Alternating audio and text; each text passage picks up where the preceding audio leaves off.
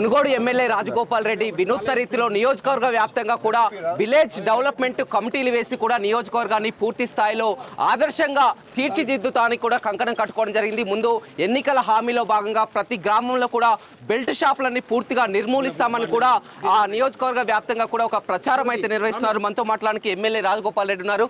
చెప్పండి, మొదటగా మీరు నియోజకవర్గంలో పూర్తిగా బెల్ట్ షాపుల నిర్మూలనని కంకణం కట్టుకున్నారు. ఏంటి ఈ పరిస్థితి? అంటే ఇది గతంలో కూడా మేము ఎన్నికల సందర్భంగా కాంగ్రెస్ పార్టీ కూడా మేనిఫెస్టోలో పెట్టింది.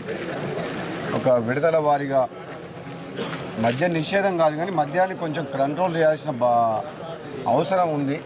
ఎందుకంటే ఈ మద్యం అనేది గ్రామాల్లో విచ్చలవిడిగా దొరకడం వల్ల చాలామంది పేదలు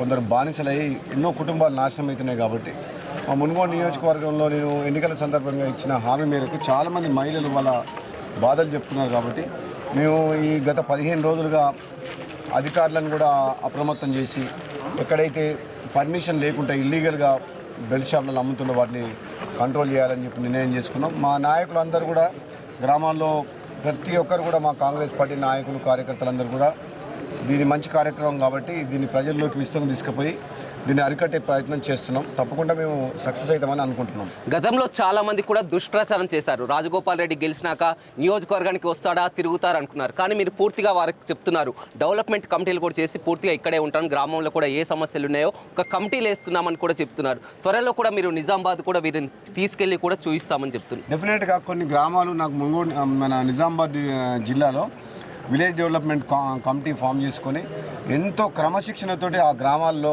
ఆ కమిటీలు పనిచేస్తున్నాయి. అక్కడ ఎవరన్నా తప్పు చేస్తే ఆ విలేజ్ డెవలప్మెంట్ కమిటీ కూర్చొని పోలీస్ స్టేషన్తో సంబంధం లేకుండా కూడా వాళ్ళకు జరిమానా విధిస్తుంది. విలేజ్ డెవలప్మెంట్ కమిటీ ద్వారా ఆ గ్రామంలో ఉన్న ధనవంతులు ఎవరైనా ఉంటే విరాళాలు సేకరించి విలేజ్ డెవలప్మెంట్ కూడా చేస్తుంది. ఆ గ్రామంలో పేదవాళ్ళు ఉంటే కూడా విలేజ్ డెవలప్మెంట్ కమిటీ ద్వారా పేదవాళ్లకు సహాయం చేస్తారు. సో అటువంటి కేస్ స్టడీస్ ఒక 2 నుంచి 3 గ్రామాలని మా మునుగోడు నియోజకవర్గం నుంచి తీసుకుపోయి దాదాపు 10 బస్సులలో పోవాలని నిర్ణయించినాం. ఈరోజు తప్పకుండా జనవరి 2nd వీక్లో మోస్ట్లీ మేము ఆ విలేజ్ తీసుకొని పోయిస్తాం.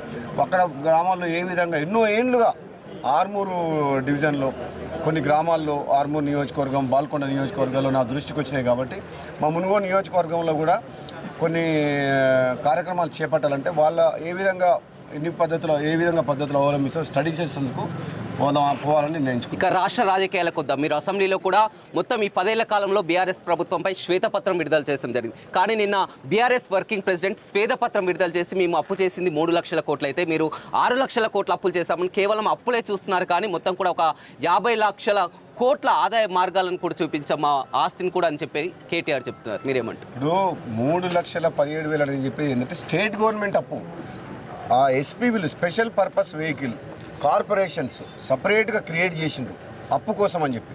అవి ఎఫ్ఆర్బిఎంకు సంబంధం లేకుండా డైరెక్ట్గా ప్రైవేట్ బ్యాంకుల నుంచి, పవర్ ఫైనాన్స్ కార్పొరేషన్ నుంచి, రూరల్ ఎలక్ట్రికల్ కార్పొరేషన్ నుంచి ఈ విధంగా ఇంకొక 3 లక్షల కోట్లు తీసుకున్నారు. కాబట్టి మొత్తం 6,70,000 కోట్లు అనేది రాష్ట్రానికి సంబంధించిన సంస్థలకు, రాష్ట్ర ప్రభుత్వానికి, రాష్ట్ర సంస్థలకు కూడా ఉన్నది. కాబట్టి టోటల్ అప్పు 6,70,000 ఉందని చెప్పినాం మేము.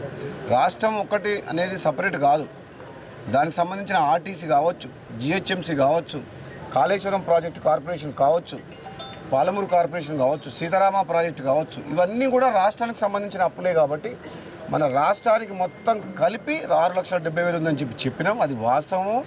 సంపద సృష్టించడం అనేది అది కేటీఆర్ కాదు. ఏదైతే డెవలప్మెంట్ ఉందో,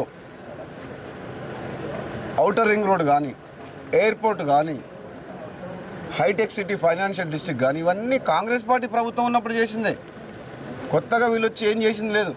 ఈరోజు పెట్టిన పవర్ ప్లాంట్స్ ఏదైతే ఉందో గతంలో కాంగ్రెస్ పార్టీ ఉన్నప్పుడు చేసిన ప్రణాళికలే ఈరోజు వాళ్ళు ఫ్రీ పవర్ ఇవ్వగలిగినారు. వాళ్ళు వచ్చిన రోజు నుంచి ఫ్రీ పవర్ ఇస్తున్నారంటే దానికి ఆలోచన, దాని ఫౌండేషన్ వేసింది ఎవరు? కాంగ్రెస్ పార్టీ హయాంలోనే. వాళ్ళు చేసింది అప్పులు అభివృద్ధి పేరు మీద, కాళేశ్వరం ప్రాజెక్టు మీద అప్పులు చేసిండ్రు. ప్రాజెక్టు కూలిపోయింది. యాదాద్రి పవర్ ప్లాంట్ అనేది చాలా బడ్జెట్ పెరిగిపోయింది ఎస్టిమేషను. అది దానికి 7 రూపాయలు యూనిట్ పడుతుంది. బయట మార్కెట్లో 4 రూపాయల 50 పైసలకు దొరుకుతుంది పర్ యూనిట్ ఓపెన్ మార్కెట్లో. సో వాళ్ళు చేసింది అభివృద్ధి అనే పేరు మీద వాళ్ళ కమిషన్ల కోసం టీఆర్ఎస్ నాయకులు టీఆర్ఎస్ ప్రభుత్వం దోసుకుని తప్పితే నిజంగా అభివృద్ధి అనేది ఎక్కడ జరగలేదు. మరిన్ని వీడియోస్ కోసం ఛానల్ ని సబ్స్క్రైబ్ చేయండి, లేటెస్ట్ అప్డేట్స్ కోసం వాట్సాప్ ఛానల్ ని ఫాలో చేయండి అండ్ లింక్ డిస్క్రిప్షన్ లో ఉంది.